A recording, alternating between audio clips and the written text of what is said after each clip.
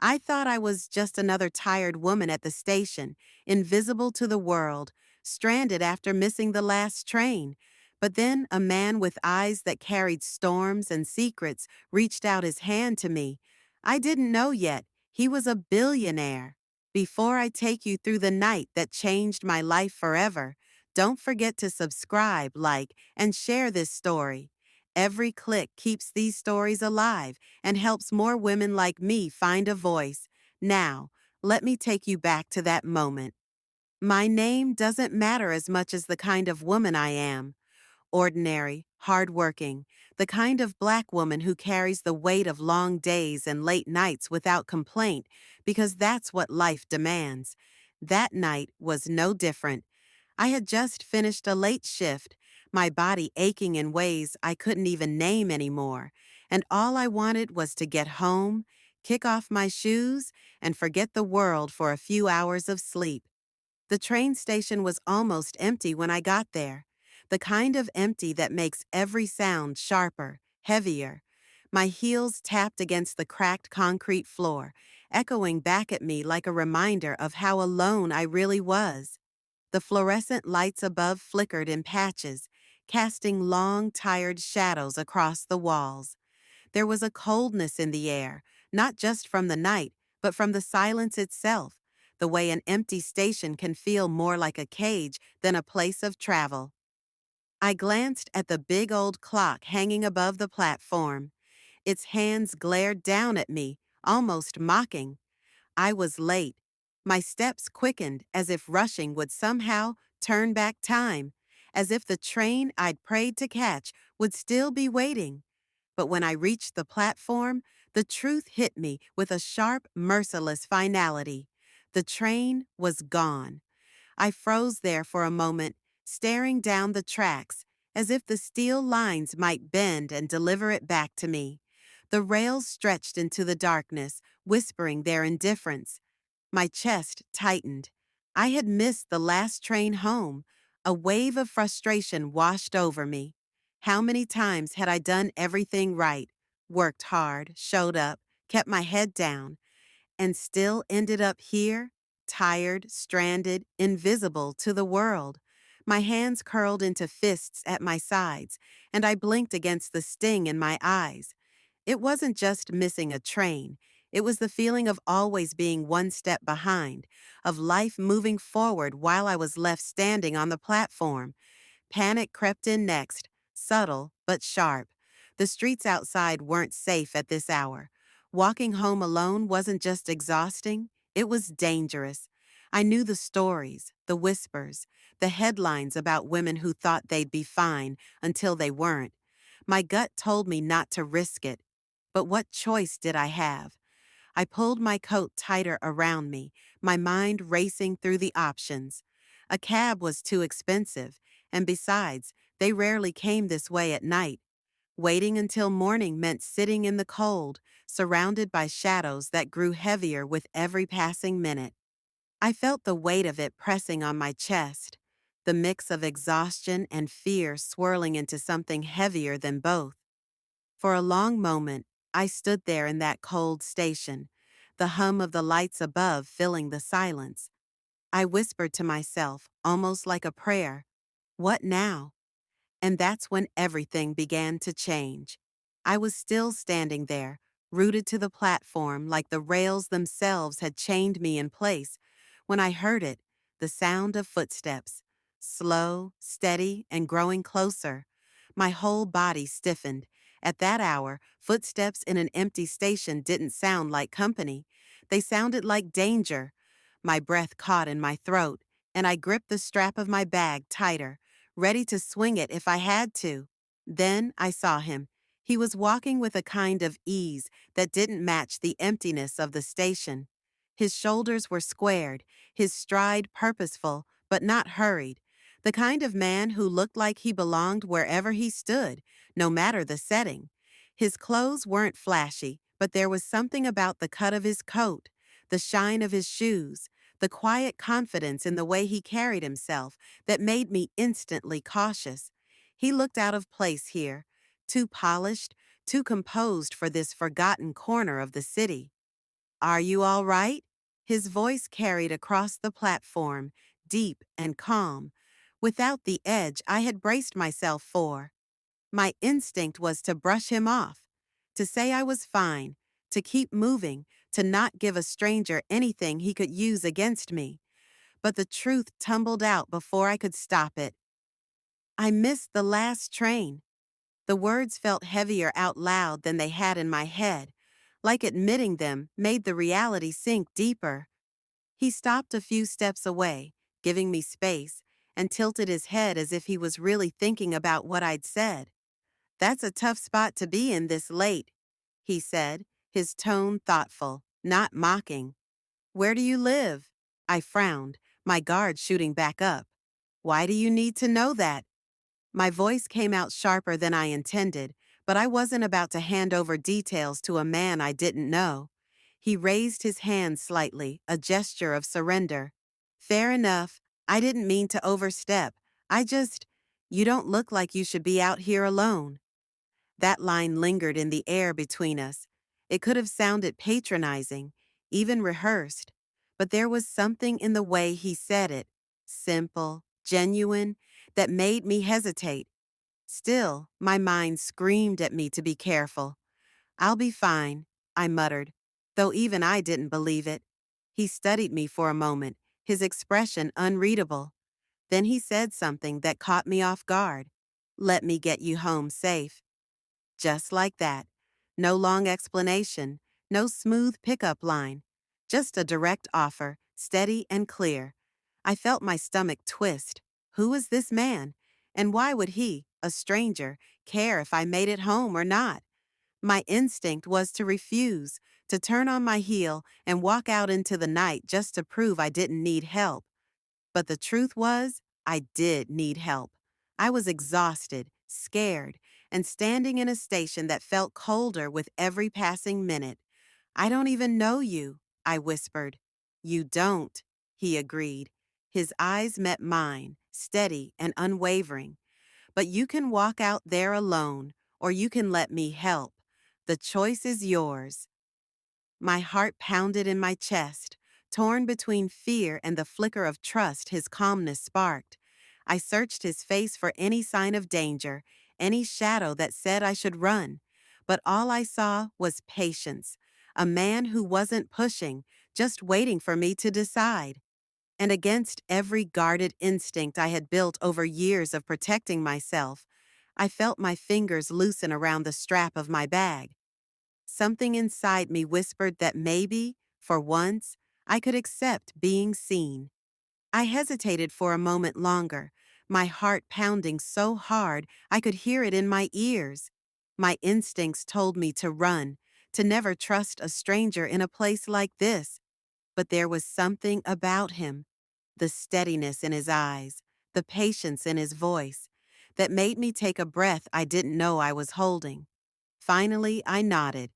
He gave the faintest smile, not smug, just relieved.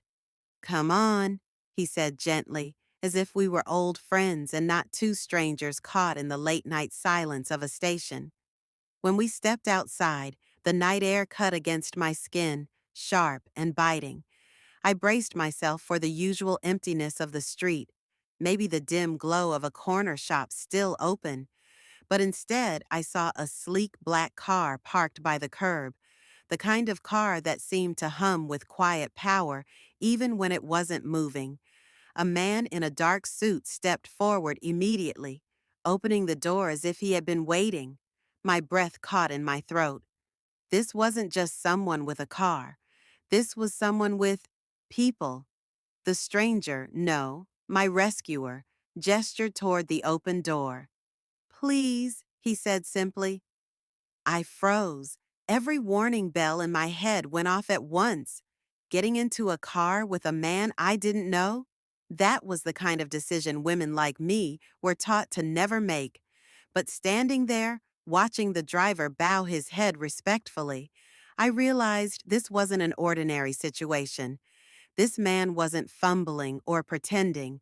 This was his world. I slid into the back seat, my fingers trembling as I clutched my bag on my lap. The leather seats were soft. the kind of soft you don't find in regular cars. They seemed to swallow me whole, and for a moment I felt smaller than I had in years.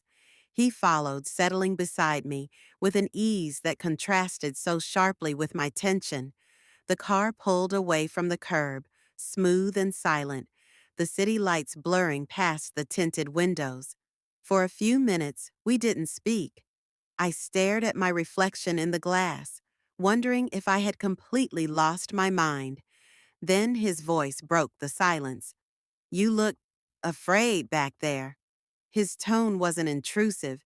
It was quiet, almost reflective, like he was talking to himself as much as to me. "I was," I admitted before I could stop myself. "Still am." He nodded slowly, as if he respected my honesty. "I don't blame you. You don't know me, but I want you to know you're safe." The words should have sounded like a line, something rehearsed to lower my guard, but the way he said them, with no rush and no need to convince me, made something inside me soften. I found myself studying his face, the sharp jawline, the calm way he held himself, the faint tiredness in his eyes, like he carried his own long nights. "What's your name?" I asked, my voice quieter than I intended. He glanced at me, and for the briefest moment a smile tugged at his lips. "Call me Adrian." Adrian. The name felt heavy in the air, solid and certain. We talked after that, the kind of conversation that starts with small questions but grows roots before you realize it. He asked me about my job, my neighborhood, what I wanted from life beyond working late shifts and running for trains I never seemed to catch. At first, I answered cautiously, holding back the details. But the more he listened, the more he actually listened, the easier it became to let the words spill out. For once, I wasn't invisible. For once, someone wasn't just waiting for their turn to talk. The city blurred outside, but inside that car, it felt like time slowed. My walls weren't gone, but they were cracking, piece by piece. And though I barely knew this man, I felt a warmth rising in me, a dangerous, delicate hope I couldn't quite shake. That night, in the back of his car, I realized the ride home was already turning into something else entirely. The car glided through the city as if the streets belonged to it. I sat there, pressed against the soft leather, listening to the hum of the engine and the faint rhythm of my own heartbeat. I kept telling myself not to get too comfortable, not to forget that I was still sitting next to a stranger. But every time I stole a glance at him, Adrian, there was something steady about him that unsettled me in a different way. He wasn't fidgeting, he wasn't checking his phone nervously or trying to impress me with empty chatter. He just existed, calm, present, watching the city outside like a man who had seen it 1,000 times but still noticed its smallest details. Then the driver's voice broke the quiet. "Sir, do you want me to take the Riverside route? It's faster this time of night." "Sir?" That word hit me harder than I expected. It wasn't the casual "sir" a waiter throws at someone. It carried weight, respect, maybe even a touch of fear. My eyes flicked toward Adrian, but he didn't flinch. He just nodded slightly, like this was completely normal. I looked down at his wrist, and that's when I noticed the watch. At first glance, it was just sleek, but then the details caught my eye. The fine lines, the way it seemed to catch the faintest light. I didn't know much about brands, but I knew enough to realize that wasn't the kind of watch you just pick up at a mall. It was the kind of watch worth more than my entire year's rent. Before I could piece it all together, his phone buzzed. He pulled it from his coat pocket, answering with a simple, "Yes?" His tone shifted, low and commanding, the kind of voice people listen to without question. I tried not to eavesdrop, but it was impossible not to hear. A woman on the other end, his assistant maybe, rattled off a list of numbers, meetings, and something about a pending deal. He responded with short, decisive answers, not a trace of hesitation. When he hung up, he caught me staring. A small smirk curved at his mouth. "Business never sleeps," he said casually, as if the conversation had been about picking up milk instead of million-dollar decisions. I blinked at him, my thoughts tangling. "Who exactly are you?" I asked, the words slipping out before I could stop them. He leaned back, his eyes still on mine, unwavering. "I told you, I'm Adrian." "That's not what I mean," I said, shaking my head. "Men like you don't ride in cars like this, wear watches like that, or get phone calls about whatever that was. So why are you here? Why did you stop for me?" For a moment, silence filled the car again. He studied me, not like I was a puzzle to solve, but like he was deciding how much of himself to hand over. Finally, he spoke. "You're right," he said simply. "I'm not ordinary. I built a company from the ground up. I've made more money than I know what to do with. People usually want something from me, and most of the time I give it. But tonight, when I saw you standing there, I just wanted to help. No agenda, just that." The honesty in his voice disarmed me more than the wealth itself. He wasn't bragging. He wasn't trying to impress me. If anything, he looked almost tired of it, like the money was a shadow that followed him everywhere. I sat back, my mind reeling. A billionaire. I was sitting in the back seat of a billionaire's car, heading home because he had decided, out of nowhere, that I was worth his time. It was too much to take in, too unbelievable. And yet, deep down, a spark of something warm stirred in my chest. Because for the first time in a long time, I didn't feel invisible. I felt chosen. The weight of his words sat with me long after they were spoken. A billionaire. The kind of man I'd only ever seen on magazine covers in line at the grocery store. The kind of life that felt galaxies away from mine. And yet, there he was, sitting inches from me in the back seat of a car that purred through the city like it owned the road.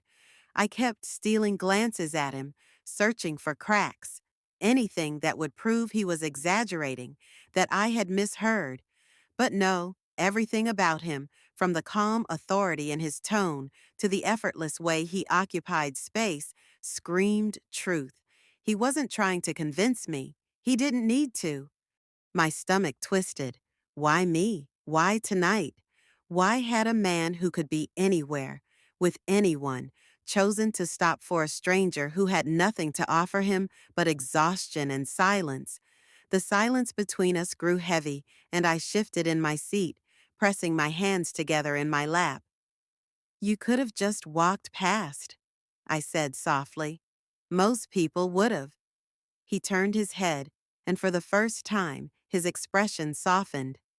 "I could have, but I've spent years surrounded by people who only see me for what I have. Tonight, I saw someone who reminded me what it's like to just be human." The words sank into me like warmth against the cold that had followed me from that empty station. My throat tightened, and I looked away, out the window, where the city lights blurred into streaks of gold and silver.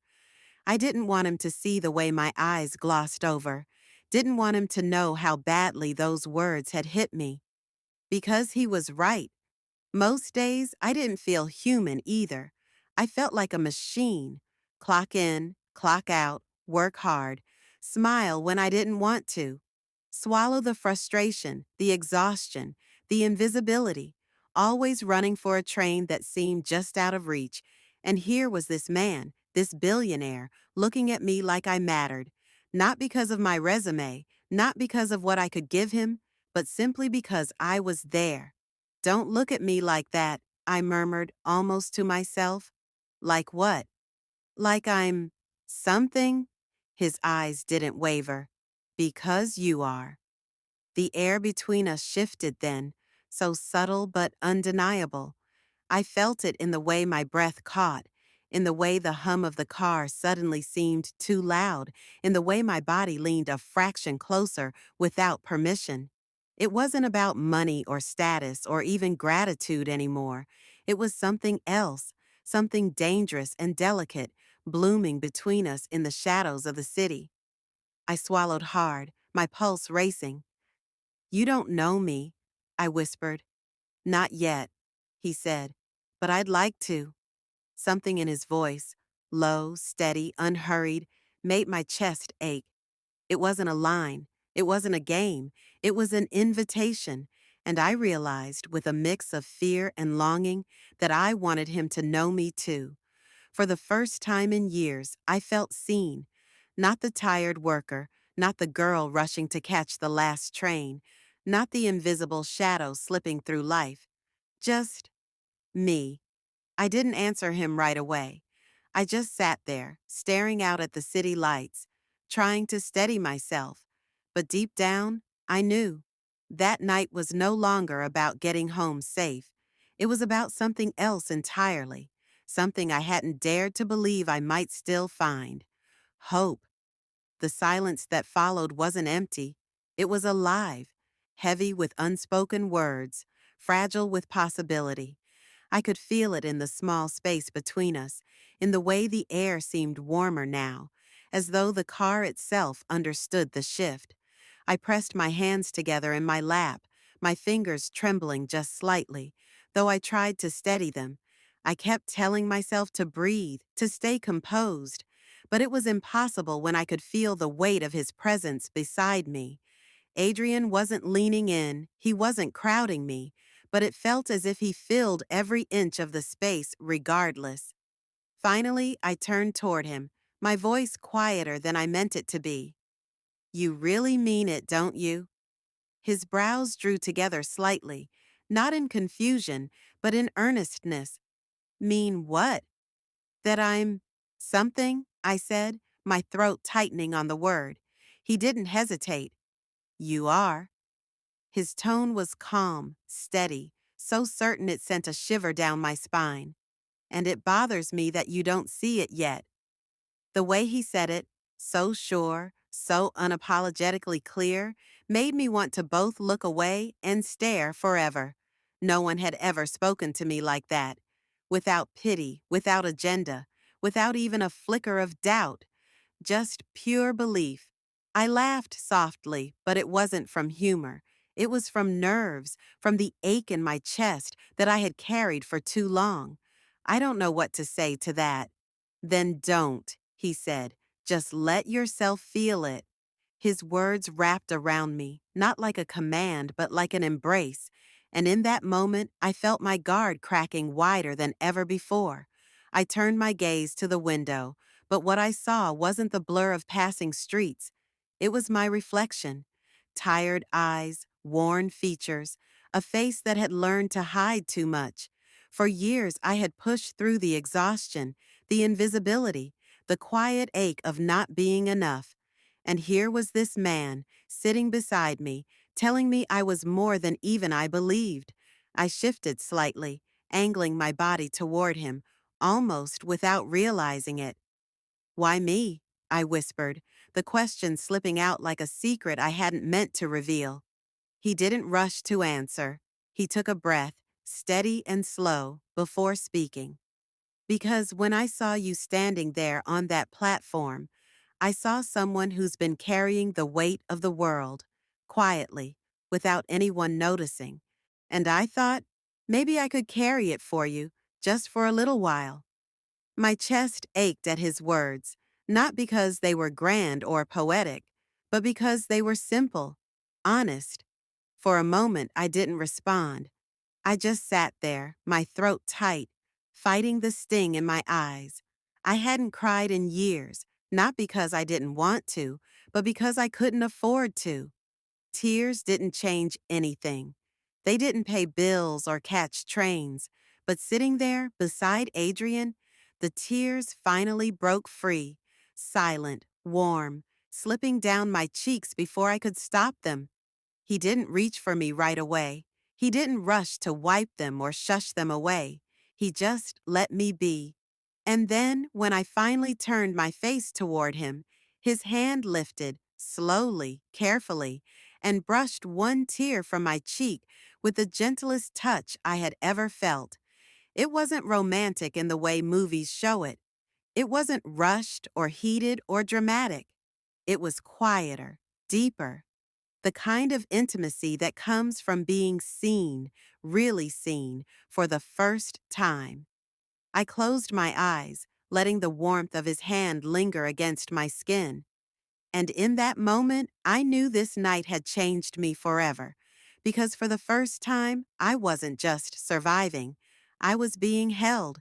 That night started with fear, but ended with hope. I learned sometimes the people we least expect can see us when the world doesn't. If you felt something in my story, please subscribe, like, and share. It means the world to me. Until next time, take care.